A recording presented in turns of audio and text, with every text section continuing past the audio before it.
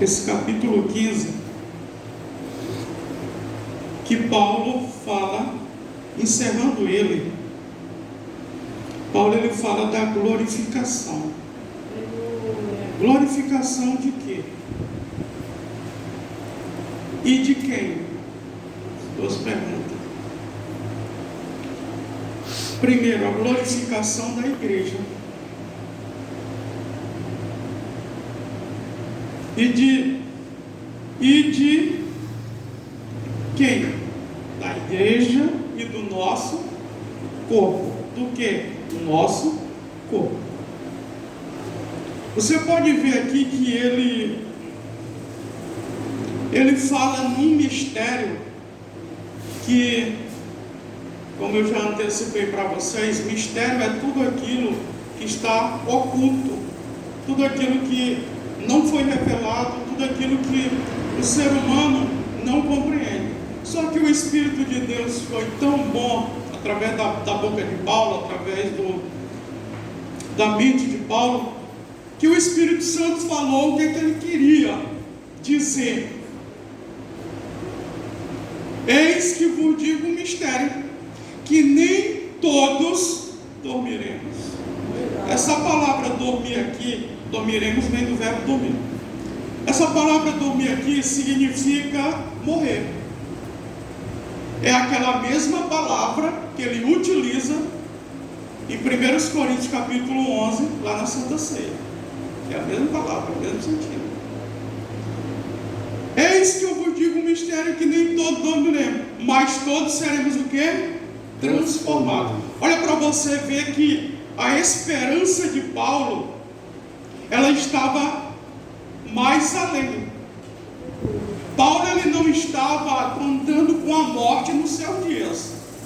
Ele escreveu essa carta, essa epístola para os irmãos que estavam na cidade de Corinto, para justamente fazer com que a mesma esperança que o Espírito Santo colocou dentro dele, para ele compartilhar com os irmãos, e que os irmãos tivessem a mesma esperança. Não era uma esperança no presente, era no futuro.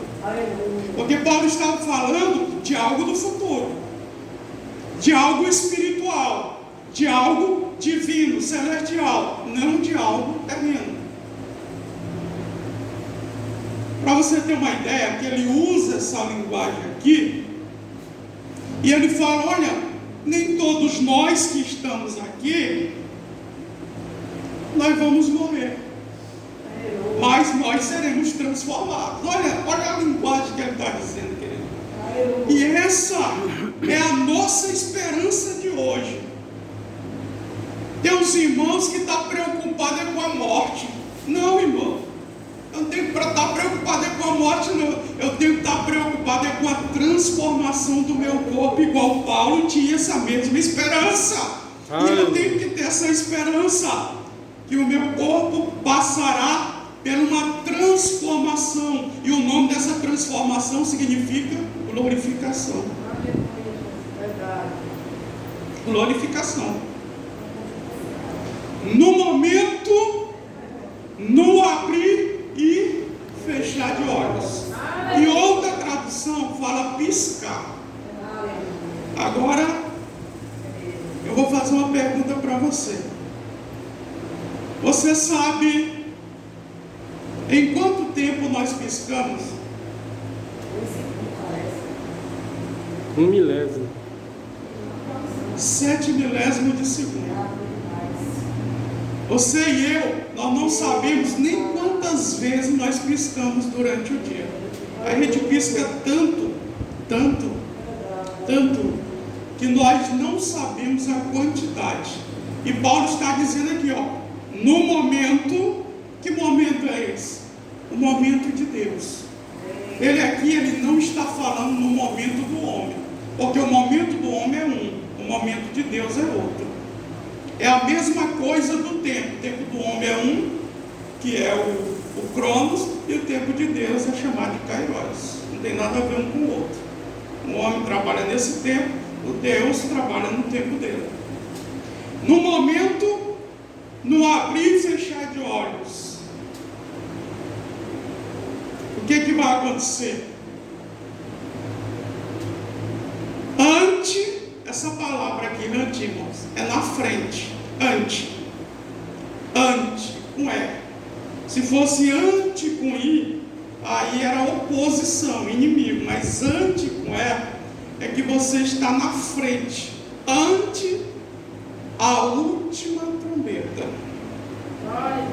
Numeral aqui, numeral. Está numerando as trombetas. Se tem a última, é porque tem o quê? A penúltima, a antepenúltima, a primeira, a segunda, a terceira. E muitas trombetas estão tocando no mundo. Só não vê quem não conhece as escrituras sagradas.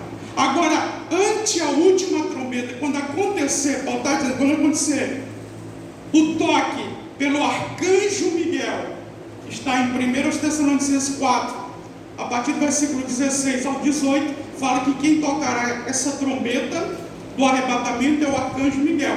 Ante a última trombeta será tocada, a última trombeta, porque a trombeta soará, quer dizer, ela será tocada, e os mortos ressuscitarão incorruptíveis. Quer dizer, todo aquele, desde Adão e Eva, que morreram até o momento da última trombeta, eles ouvirão o toque, o soar da última trombeta, e os corpos serão transformados, glorificados, assumindo a sua forma espiritual para subir. E nós, os que tivermos vivos, seremos transformados. Era essa a esperança que Paulo estava colocando no coração dos coríntios. E é nossa esperança de hoje essa aqui. Porque convém que isto que é corruptível, aqui já estava falando da matéria física do nosso corpo. Ele estava falando do corpo dele. Por quê? Porque essa matéria ela se corrompe. O que ele está dizendo? Agora vem a esperança. Aquilo que é corrupto vai se revertir da incorruptibilidade. Quer dizer, nós ganharemos um corpo glorificado, que é o mesmo corpo que Jesus tem depois que ele ressuscitou e subiu ao Pai. É o corpo glorificado, que atravessa a parede, que não tem mais barreira com negócio de doença, não vai morrer mais porque é um corpo espiritual, não vai mais ter cansaço, não vai mais ter choro, ranger de dente, não vai mais ter preguiça, não vai mais ter que descansar. Não, um corpo glorificado, um corpo espiritual, o mesmo corpo que Jesus tem. É por isso que o apóstolo João, quando ele escreveu sua primeira carta, lá no capítulo, na primeira carta dele, lá no capítulo 3, versículo 2, ele diz que ainda não está manifestado o que haveremos de ser. Verbo haver no futuro aí, ó, conjugação. Haveremos de ser. Quando ele se manifestar, esse ele aí é Jesus. Nós seremos semelhante a ele. Ele está falando do corpo que nós teremos o mesmo corpo de Jesus. Entenda, não é a divindade de Jesus, é o mesmo corpo ilimitado, espiritual, que não sofrerá mais nenhum tipo de dano, de morte, de nenhum. Então, o que é corrupto vai se revestir da incorruptibilidade. O que é mortal, tudo aquilo que você ouvir essa palavra mortal, é porque tem um prazo de validade, tem um limite. O mortal, que é o nosso corpo, se revestirá da imortalidade. Aleluia. Nós ganharemos um corpo que nunca vai ver mais a morte. Espiritual. E aí nós veremos e viveremos uma eternidade com Deus. Com Deus, para a glória dele. Aí vai se cumprir o que? O que está escrito: morte, foi tragada na vitória. Quando Cristo morreu na cruz do Calvário, ali foi a derrota de Satanás e os seus demônios, foi a derrota da morte, foi a derrota do anticristo, foi a derrota do falso profeta, foi a derrota de todo o pecado e de toda a iniquidade, que são duas coisas diferentes. Pecado é uma coisa, iniquidade é outra. Foi a derrota de tudo. Aí por isso que Paulo faz essa pergunta: onde está, ó morte, o teu aguilhão? Aguilhão naquela época era um ferro que eles usavam para espetar o animal. Onde está, ó inferno, a tua vitória? Tanto a morte como o inferno foi vencido na cruz. Você pode ver. Colossenses capítulo 1, versículo de número 14 e 15, Paulo fala lá que Jesus venceu, triunfando na cruz. Ora, o aguilhão da morte é o pecado, e a força do pecado é a lei. Mas graças a Deus que nos dá a vitória por nosso Senhor Jesus Cristo. Aleluia. A nossa vitória, ela está em Jesus. Ela está no Senhor Jesus. Não está firmada em homem, não está em denominação, não está em ministério A, B e C, não. Está firmada em Jesus. A nossa vitória está firmada em Jesus. Aleluia! Queridos, olha a importância de nós conhecermos a palavra, de nós conhecermos essa esperança que não é para agora, mas sim futura. E se nós tivermos preparado até essa esperança, até o toque da última trombeta, nós participaremos dela. Pronto. Concluindo agora, o que Paulo quer dizer? Aí chegou aonde eu queria chegar. Você pode ver que Paulo, ele traz uma animação, um levante no semblante dos irmãos que estavam em Corinto. Ele fala: portanto, meus amados irmãos, primeira coisa, sede firmes. Firmes. Aleluia. O que significa a palavra firme? Querido, ser firme é uma pessoa segura. Ela não fica tutubiando entre dois pensamentos. Ela não fica cocheando entre dois pensamentos. Não fica.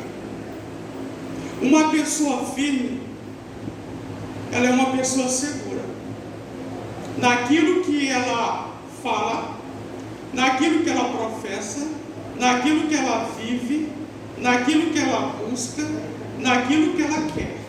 É uma coisa firme. Outro sinônimo aí. É uma pessoa resistente. Quando fala de firmeza, fala de resistência. O que é algo que é resistente? Aquilo que resiste. Por exemplo, na nossa vida cristã, na nossa jornada, na nossa caminhada, nós passamos por muita tribulação, nós passamos por muitos ataques, e nós temos que resistir, todos eles, temos que resistir. Por isso que a Bíblia diz em Tiago 4,10: sujeitai-vos, pois, a Deus, resistir ao diabo, e ele fugirá de vós. Essa resistência aqui não é você ficar na retaguarda com medo, só se defendendo. Porque tem gente que só presta para se defender, pensa que só tem arma de defesa. Não, queridos, quando Deus constituiu a igreja, num plano espiritual, Ele providenciou. Por quê? Porque Ele sabe todo o plano espiritual, Ele sabe todo o plano físico. Antes de se manifestar no plano físico, as coisas acontecem no plano espiritual. E Ele, sabendo disso, Ele providenciou para a igreja armas de ataque e também armas de defesa.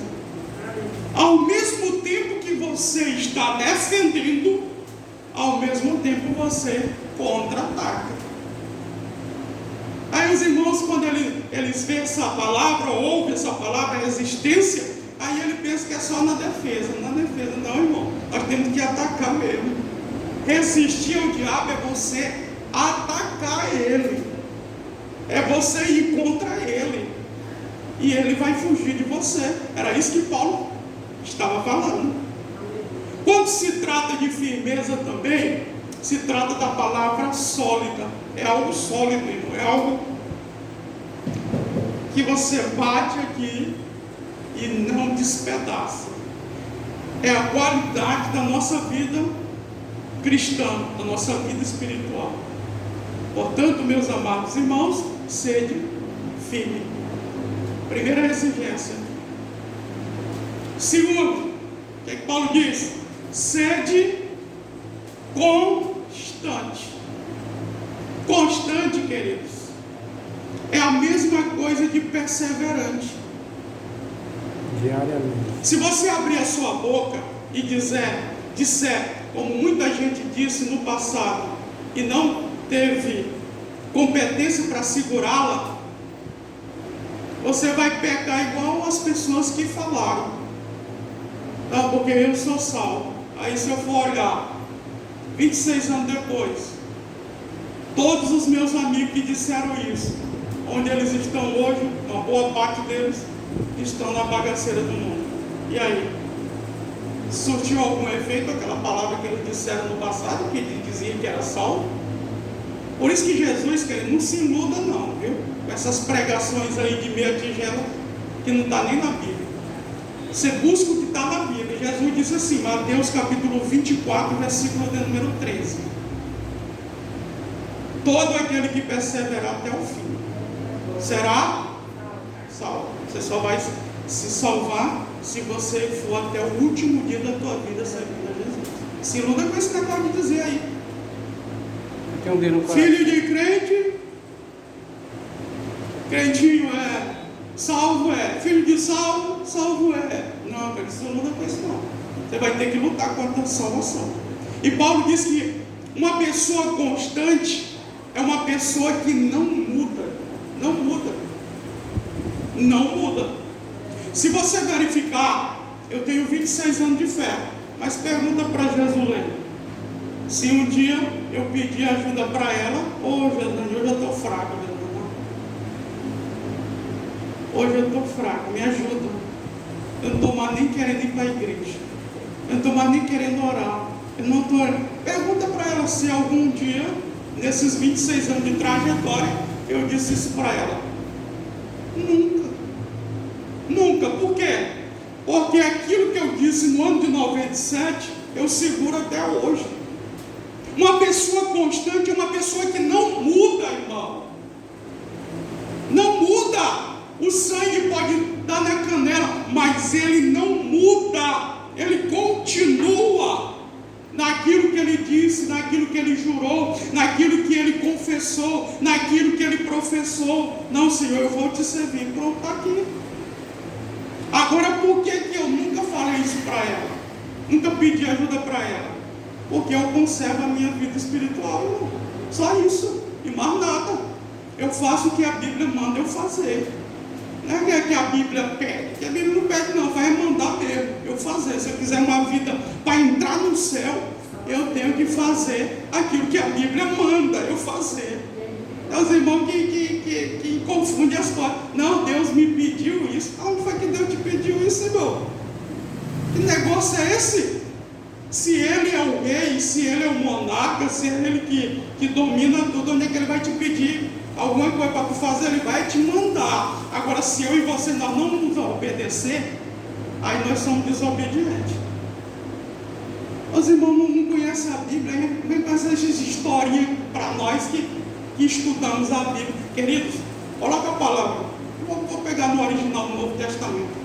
Você sabe o que significa a palavra servo? Servo é doulos no grego. Sabe o que significa isso? Que nós somos escravos. Pronto, acabou. Escravo. Escravo tem vontade própria. Ele só faz aquilo que o quer, que o seu senhor não é pede, irmão. Não é mandar, não, é pede. É mandar, irmão. Mandar. Mandar. Um dia um amigo meu, que ele trabalha, hoje ele está aposentado, mas ele trabalhava de eletricista. Aí ele marcou um horário com o dono da obra. E marcou, parece que foi 7 horas da manhã. E ele é um homem à risca. Tudo aquilo que ele fala, ele cumpre à risca. Quando deu 7 horas da manhã, ele estava na obra. Só que o dono da obra não estava. O dono da obra chegou 2 horas depois, 9 horas da manhã. Aí ele foi contestar com o dono da obra: moço, mas não marcamos aqui 7 horas da manhã e tu vem me aparecer 9 horas. Aí o cara olhou para ele assim: oxente, quem é o dono da obra? É eu ou é tu? Não, cai fora porque eu vou chamar outro. Eu falei: rapaz, mas tu foi burro. Eu falei para ele: tu é meu amigo, mas tu foi burro. Tu foi burro porque tu quis mandar naquele que era o dono. Então, queridos, constante é aquilo que você não muda. Eu procuro honrar a minha palavra. Eu procuro honrar a minha palavra.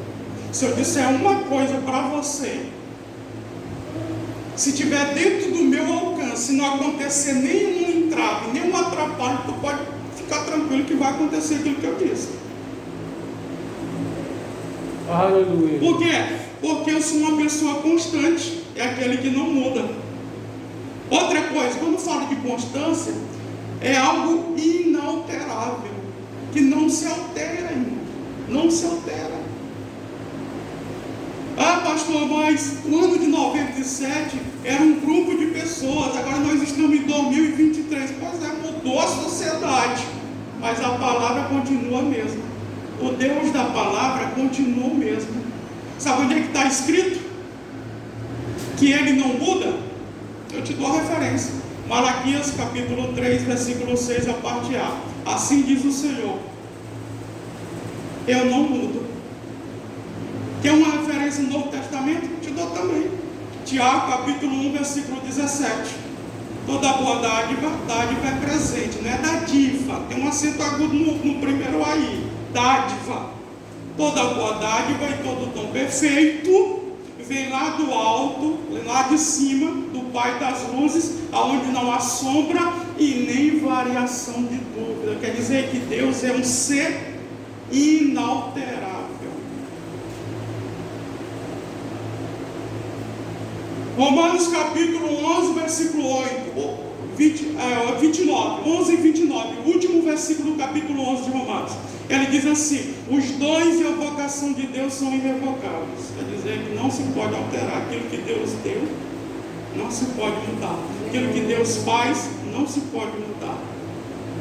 E aí, nós que estamos servindo o Senhor, nós temos que ser uma pessoa fixa. Também significa fixa. Uma pessoa que é constante, ele é uma pessoa fixa. Ele não vai mudar, irmão. As coisas podem mudar, a sociedade pode mudar, mas a vida dele permanece constante até Jesus voltar, ou então até ele morrer na presença de Deus. Uma das duas coisas vai acontecer, ou uma ou outra vai acontecer, mas ele vai permanecer constante. Irmãos, como eu me relaciono com as pessoas, a primeira coisa que eu peço quando eu vou conhecer alguém, ou quando eu já conheço e vou tratar algo com alguém, com essa pessoa, eu digo assim: eu só te peço uma coisa, que você não me traga, que você segure a sua palavra, porque se você não tiver palavra, vai vir um teste, e se você for reprovado nesse teste, se você ser uma pessoa, ao invés de ser constante, você é um inconstante, aí, querido, aquela pessoa já perdeu a credibilidade. Aí eu já vou agir de outra forma com aquela pessoa. Não vai ser a mesma forma. Eu firmei um compromisso com um presbítero de Goiânia. Vou dar agora o exemplo. Ele veio para a Imperatriz abrir algumas agendas para ele. Eu cheguei e conversei com ele. Olha, se você me ajudar, eu tenho 45 anos que moro nessa cidade. Nos 4 cantos eu conheço pastores, pastora, missionário, o que tu quiser aqui, um monte de igreja aqui, eu tenho para tu pregar aqui. Meus amigos, minhas amigas, eu arrumo para ti, eu faço questão de fazer isso. Agora com uma condição, que tu faça o mesmo lá em Goiânia para mim. Aí ele, tudo bem, pastor. Aí ele veio primeiro para cá. Aí eu abri as agendas para ele, tudo bem. Aí chegou o tempo que eu ia buscar umas roupas lá, de uma irmã que estava lá, e nos concedeu umas roupas, um calçado para ele, nem tudo. Aí chegou o dia, aí eu disse para um irmão, para esse presbítero: ó, varão, agora chegou a tua vez de tu cumprir aquilo que tu prometeu para mim. A minha parte eu já fiz, eu fui constante, eu fui firme.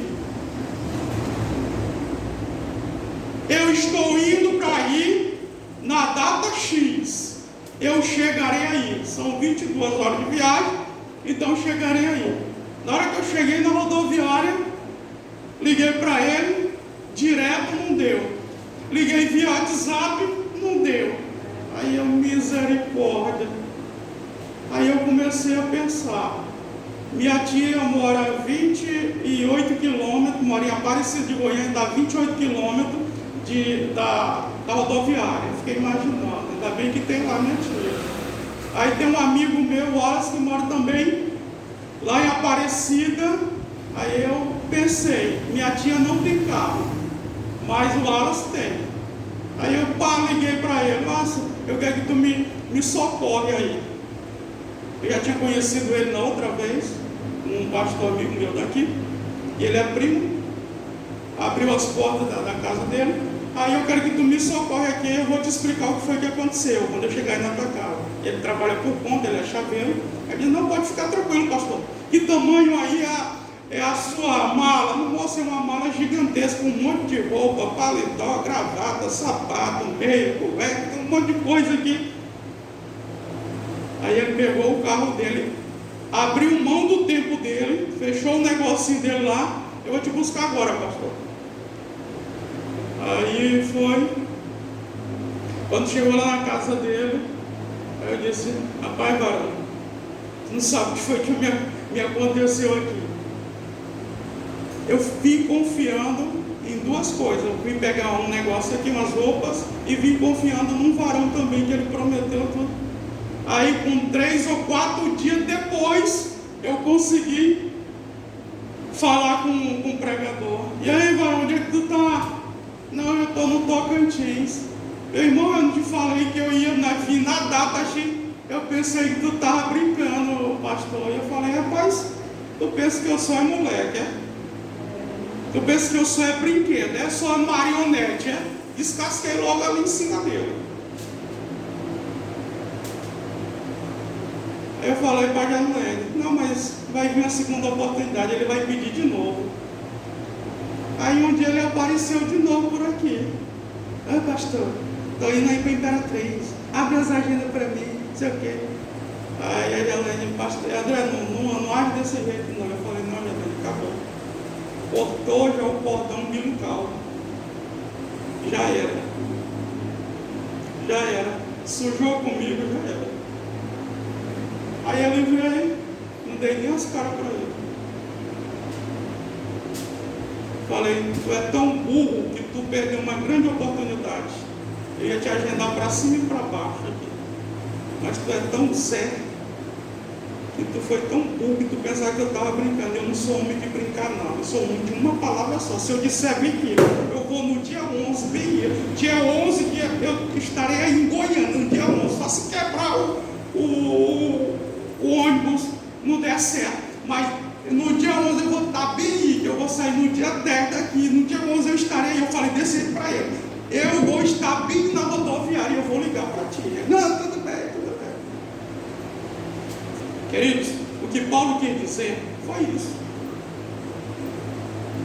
Constante é naquilo que diz servir a Deus. Você não pode, irmãos, dizer uma coisa aqui e lá na frente, você muda aquilo que você disse. Não, irmão, não é assim não. Aqui nós estamos se tratando agora, não é com os homens. Paulo estava ensinando o povo. Eu tratei com o homem. Aqui não é com o homem. Quando Paulo disse, portanto, meus amados irmãos, sede firmes e constantes, aí Paulo já estava falando na obra de Deus, que é outra coisa. Uma coisa é você se relacionar com o homem, uma coisa é você prometer com o homem, uma coisa é você tratar com o homem, outra coisa é você tratar com Deus. Muda e muda muito. Se ainda existe homem de palavra aqui na terra, quanto mais Deus, que Deus não muda. O que Ele te falar, irmão, tu pode, eu tenho 20 anos, tu pode ter 60, 80 anos na frente, mas Ele cumpre aquilo que Ele falou para ti. Ele não muda. Para Ele não tem esse negócio de tempo não. Deus me prometeu isso aqui, e aí Ele não vai ter condições de cumprir. Não existe isso. O que Paulo estava dizendo aqui era que os irmãos pegassem firme mesmo na obra, firme e constante. Que aí agora vai ser aqui. O que ele vai dizer? Firmes e constantes, sempre abundantes na obra do Senhor.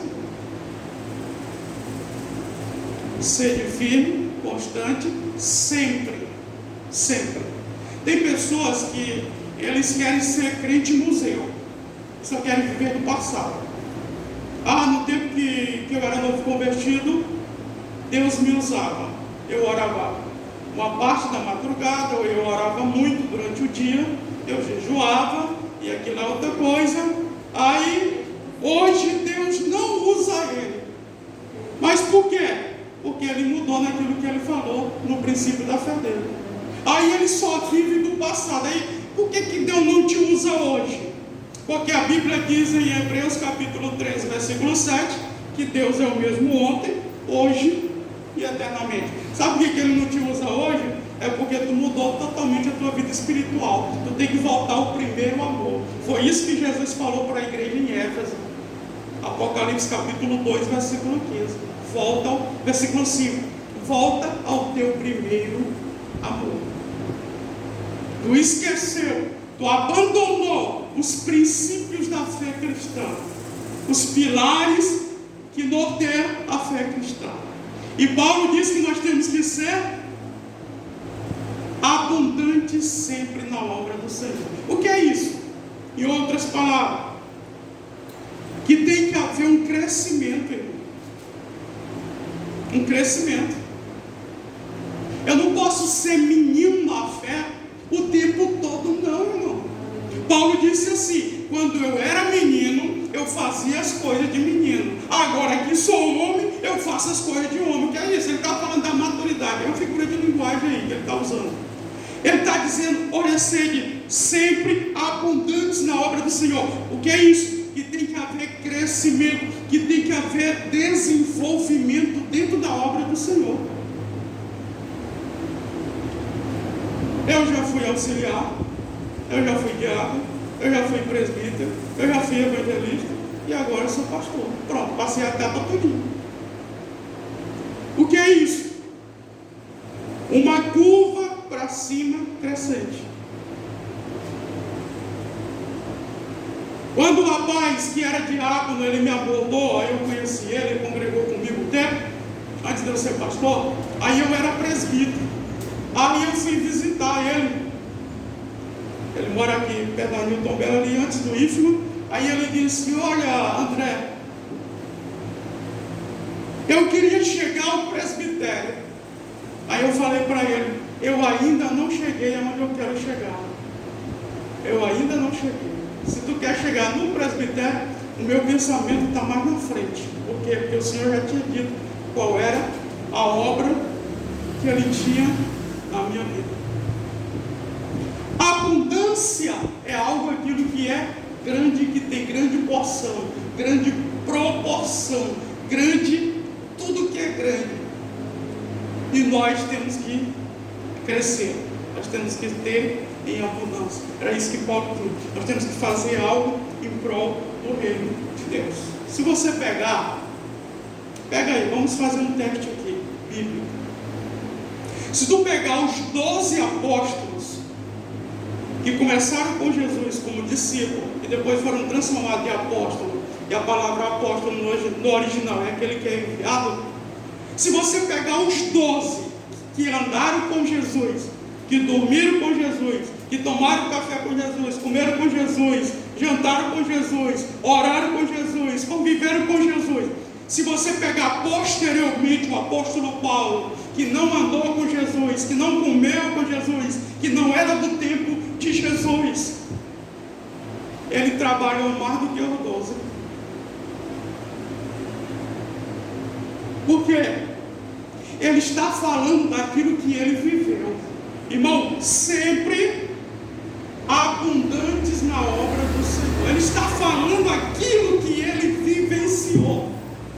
Ele fez mais do que os 12, irmão. Pode pegar o Novo Testamento aí.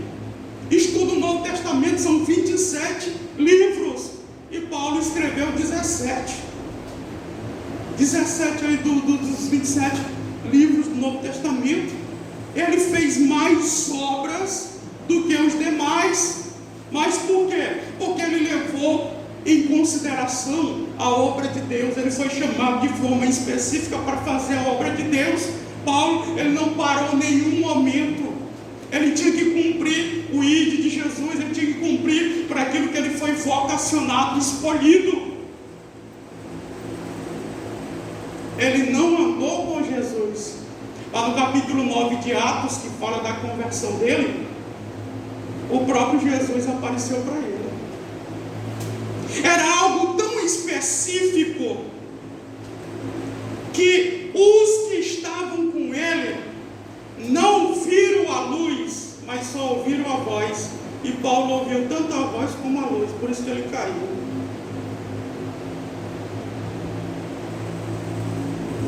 Era algo só para ele, específico, a conversão dele. E Paulo está falando aqui para os irmãos em Corinto aquilo que ele vivia, irmão. Não existe nada melhor do que você pregar aquilo que você vive. Não existe. Você chegar e dizer assim: irmão, vamos jejuar. Por quê? Porque eu jejuo. Irmão, vamos passar a noite toda. Por quê? Porque eu passo a noite toda. Não existe nada melhor que você pregar aquilo que você vive. Não existe. Paulo estava dizendo: você tem que ser abundante, você tem que crescer, você tem que ter qualidade, mas você também tem que ter quantidade dentro da obra do Senhor. Tem muita gente que pensa que, não, mas Deus não quer quantidade. Mas quem foi que te disse isso, irmão? Então você não conhece a palavra. Porque na inauguração da igreja do primeiro século, na igreja primitiva, começou com cerca de 120 pessoas. Atos capítulo 1, versículo de número 15. Na primeira pregação de Pedro, no capítulo 2, se converteu 3.000. Atos capítulo 4, versículo 4, de 3.000 pulou para 5.000. Lá em Colossenses capítulo 1, versículo 23, de sorte, Paulo diz assim: de sorte que o evangelho chegou em todo o mundo. O que é isso? Quantidade. Deus prima, irmão, tanto pela quantidade quanto pela qualidade. Aí o irmão diz: Deus não quer quantidade. Deus só quer qualidade. Não, irmão, Deus quer qualidade e quantidade. A abundância é quantidade e qualidade. Pode ver na Bíblia, está na trajetória da igreja primitiva. Está na trajetória. Quantos cristãos tem hoje? Por volta de 2 bilhões. Segundo o último censo de 2021, são 7 bilhões 777 milhões de habitantes. Sabe quantos cristãos estima-se no mundo? Tem 2 bilhões de cristãos. Mas começou, não foi com 120?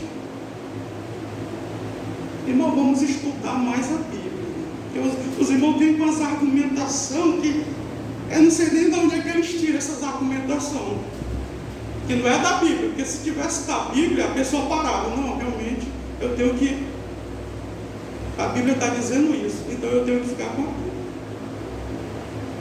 Meu Deus, eu ouço cada pregação nesses 26 anos que eu fico.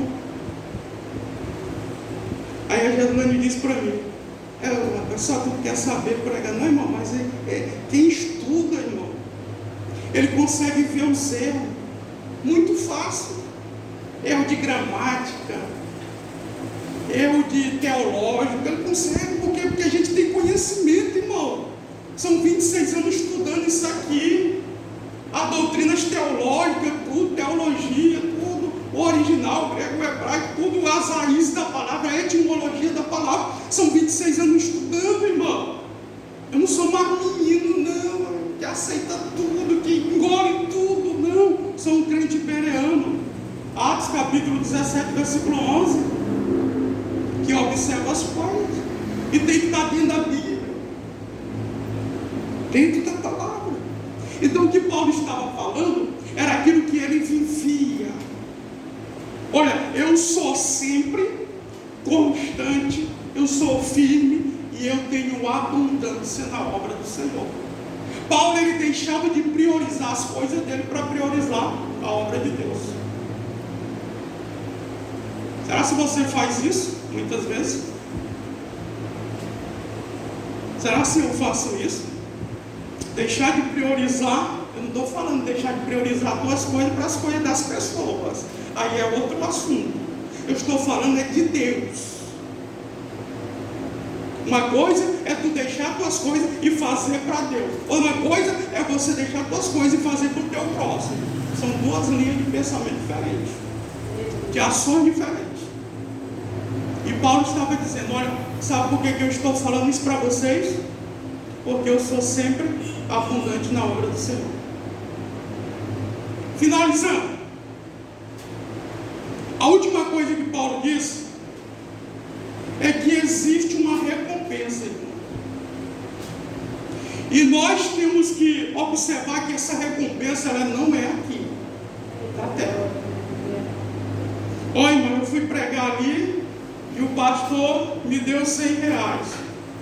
Não, irmão, não vá nesse intuito não, porque a nossa recompensa não é isso aqui não. Não faça igual os demais pregadores que estão fazendo.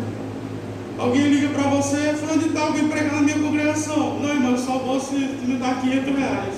Irmão, não faça isso não, porque a tua recompensa, tu já está recebendo. Você sabia disso? O teu galardão tu já está recebendo. E essa recompensa que Paulo estava dizendo, como era num plano futuro, esperança, irmão, é aquilo que a gente espera. O que é esperança? É aquilo que você espera por algo que você não tem de imediato. Isso é esperança. Você sabia? Nós esperamos entrar no céu. Por quê? Porque nunca nós entramos. Nós esperamos a vinda de Jesus. Por quê? Porque nunca veio Jesus. Nós esperamos o arrebatamento. Nós esperamos o milênio. Por quê? Porque nunca aconteceu. Esperança é aquilo que você espera. Por quê? Porque você não tem no momento. E o que Paulo estava dizendo era da recompensa agora. Porque muita gente se preocupa com a recompensa, né? Quando alguém vai ser fichado numa empresa, aí um dos itens que ele se preocupa logo, quando é que eu vou receber?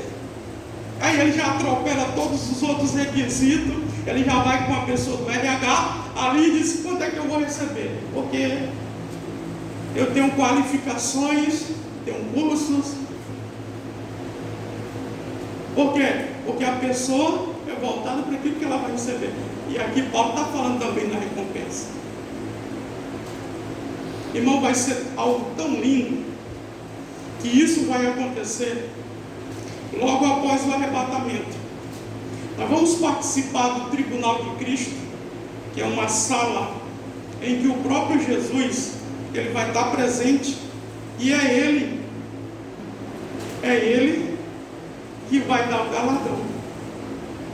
E é Ele também que vai olhar para ti e vai te perguntar. Mas não espere isso aqui não. Pastor André, você foi pastor tantos anos na terra. Não, não espere isso não. Esses títulos aqui só fica aqui. Vai ser meu servo André, ou meu santo, e lá em cima nós somos conhecidos como santo. Aqui os irmãos a gente chama de crente, mas lá em cima é santo. Meu santo André, eu te chamei com 19 anos, ou tu morreu, ou tu foi arrebatado, tu tinha 70 anos. Vai ser contado do 19 aos 70. Apresenta as tuas obras. Não, pastor, não, Jesus, mas eu não consegui gravar meu CD, mas eu não consegui gravar meu DVD de pregação. Não, eu não estou perguntando nem isso não. Apresenta as almas. Apresenta o teu trabalho nesse tanto de anos que eu te chamei. Apresenta. Irmãos, vai ser algo que não vai ter negócio de desculpa, irmão. Você pode dar desculpa hoje para o teu líder. Você pode mentir para o teu líder. Se Deus não revelar para o teu líder, aí fica tudo ok. Você pode mentir para o teu líder, pode ludibriar o teu líder, pode passar a perna no teu líder. Mas lá Jesus vai saber tudo. Não tem esse negócio de... Não tem esse negócio de... Ah, Jesus, é porque eu não tinha tempo. Não tinha tempo. Mas por que eu não tinha tempo se eu fiz dentro de onde tu morava?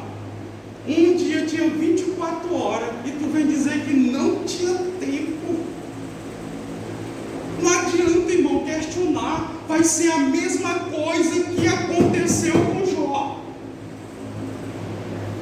Sabe quantas perguntas Deus fez para Jó? Que ele ficou sem responder nenhuma. O livro de Jó tem 42 capítulos. 4 capítulos, do 38 ao 42, 4 capítulos são reservados só pergunta que Deus fez para ele. Onde tu estava, Jó, quando eu fiz o firmamento do céu e da terra? Aí eu fico, onde é que eu estava mesmo? Será que eu estava no esperma? Onde é que tu estava? Então não vai adiantar questionar com Deus, não. Ah, Senhor, é porque, Senhor, eu não sabia ler. É porque, Senhor, eu não tinha oportunidade dentro da igreja. Eu achei de para pregar meu evangelho tem que ser só dentro da igreja. E o campo missionário fora, para cada alma, é um campo missionário. Não tem, irmão, não vai ter argumentação, não.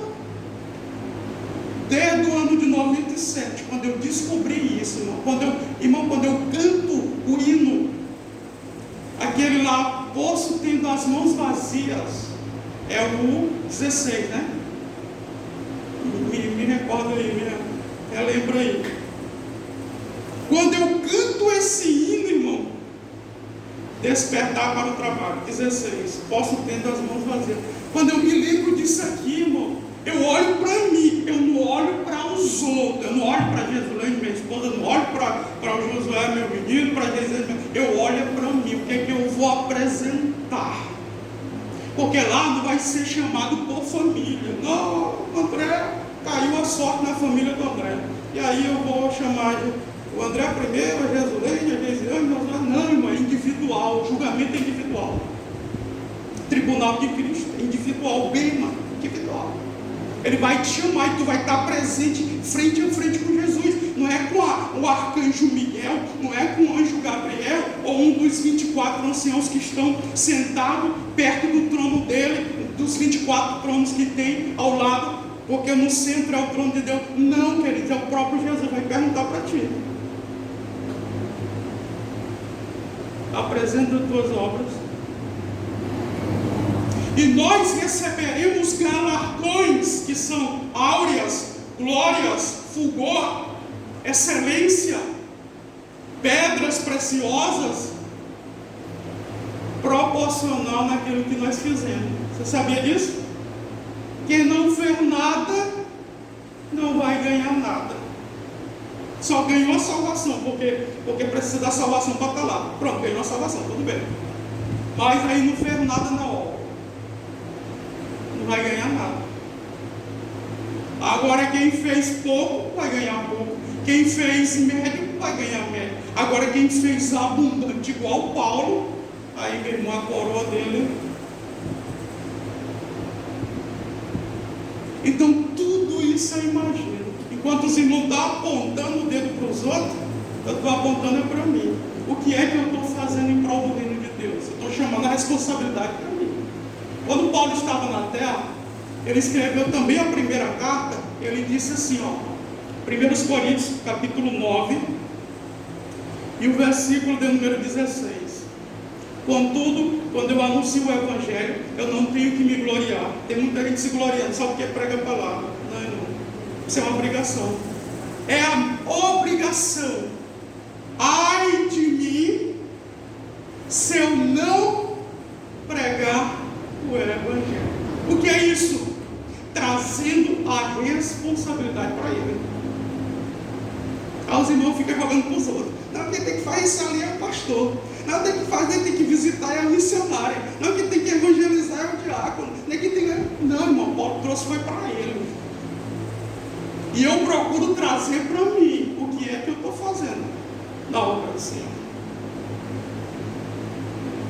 Porque aqui ele está falando de recompensa. Nós receberemos a recompensa. Ele diz que todo aquele que trabalha, finalizando aqui o texto, ele disse: porque toda a obra do Senhor não é em vão. Coisa vã é coisa inútil. Não, você não está fazendo, não é para homem, não. Vai ter uma recompensa. Vai ter uma recompensa. Não é aqui na terra. Quando a gente prega fora e Deus, os irmãos veem a gente, Deus usando, aí eles querem elogiar a gente. Eu não recebo elogio. Não recebo.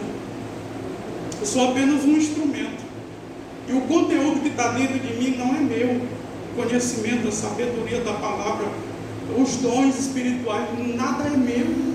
Eu digo, irmão, tu tem que glorificar é o dono da obra. Eu estou me esforçando para apresentar alguma coisa para ele. Não fica negócio de elogiando o homem, não, que o homem não precisa de elogio, não, de outra pessoa, batendo palma. Ah, Deus te usa, tu tem um conhecimento. Teve um dia que eu fui pregar em João Lisboa, aí o irmão diz: rapaz, tu está pregando igual o Marco Feliciano. Você tem um monte de versículo, mais do que hoje. Uma pregação de quase 1 hora, mas também uma enxurrada de versículos, ele ficou com a boca aberta. Meu Deus, rapaz, tu tem um conhecimento nas Sagradas Escrituras, tu está pregando igual o Marco Feliciano. Eu falei: não, varão, não é isso não, porque Deus não trabalha com xerox, não. Deus trabalha com o original da pessoa. Agora não me compare com nenhum pregador, não. Eu estou querendo me esforçar a fazer alguma coisa em prol do reino de Deus. Tinha gente de São Luís, foram impactados, gente curada, gente chorando, gente. Aí ele viu, ele ficou maravilhado. Eu disse para ele: não, não se impressiona com isso não. O que Jesus quer de nós é que façamos alguma coisa para ele, em prol dele. Ele não já fez por nós? Sim. Ele não já morreu por nós? Sim. Ele não está nos abençoando? Sim. Agora chegou o momento da gente fazer em prol do reino dele, na obra dele. Era isso que Paulo estava passando para os coríntios. E eu digo para vocês, finalizando, a igreja em Corinto era uma igreja problemática, irmão. Problemática. Pense no tanto de problema que tinha a igreja de Corinto. Para começar, era uma igreja feita de judeus e de gentios. Segundo, a cidade de Corinto era uma cidade que trafegava muita gente. Era uma cidade que tinha um templo da deusa Diana e que tinha prostitutas para vender o corpo e sustentar a cidade. O templo da deusa Diana, a deusa dos Efésios. A cidade tinha muita idolatria. E aqui perde de vista, não tem nem comparação com essa cidade. A cidade tinha o que? Enxerto. O que é isso? Era o próprio filho pegando a própria mãe e tendo relação sexual. Era desse jeito. A cidade tinha o que? Uma série de coisas, tinha sodomia, homem com homem, homossexualismo, mulher com mulher, lesbianismo. O que Paulo estava dizendo para eles é para que eles estivessem preparados espiritualmente para fazer a obra de Deus. Não era para perder tempo com isso não. Está olhando, está difícil, está não sei o quê, é muitos gays, é muitos lésbicos. Não, irmão, está não querendo esse negócio não. Eu quero que vocês sejam abundantes no Evangelho. Então saia daqui nesta noite com essa consciência que nós vamos trabalhar para Jesus. O Senhor já me deu essa estratégia bem de quando nós estamos orando. Como é que nós vamos fazer? E agora não vai ter desculpa. Porque um dia uma engraçadinha disse: eu não sei para que essa jejum dentro da igreja, essa vigília dentro da igreja. Ó incrédula, tem um momento da preparação. A gente se prepara primeiro para enfrentar o demônio. Agora nós vamos chegar num momento agora que nós vamos pregar fora agora. Então, vamos sair agora das 4 paredes. Vamos pregar aqui dentro e vamos sair agora nas 4 paredes agora. Tudo tem um momento certo. E chegou a hora. E vocês podem esperar. E agora não vai ter mais negócio de desculpa agora. Ah, o pastor só fica dentro das 4 paredes. Não, nós vamos agora. Vamos agora nessa nova imperatriz aqui. Nós vamos agora fazer uma grande obra no nome de Jesus. Amém, meus amados? Amém. Eu quero convidar a Elisângela. Primeiro, antes da Elisângela, pode concluir, Elisângela. Obrigado. Eu quero chamar